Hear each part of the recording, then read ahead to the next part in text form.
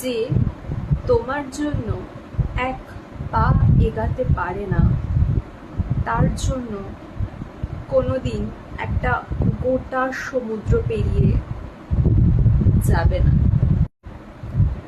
কেন? কারণ তার মূল্য কিন্তু সারা জীবন ধরে দিতে হয়। মূল্য দিতে হয়, কিন্তু ঠিক কিভাবে? এই ধরনের অভিজ্ঞতা যাদের আছে তারা কিন্তু একটা সময় পর না কাউকে বিশ্বাস করতে পারে আর না কাউকে ভালোবাসতে পারে।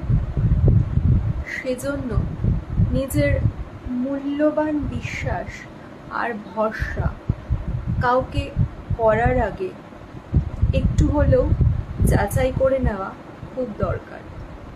ভালোবাসা অবশ্যই বিনা স্বার্থে, তবে অন্য কাউকে ভালোবাসার আগে তোমার নিজের প্রতি ভালোবাসার দায়িত্বটা থেকে যায় সবার আগে।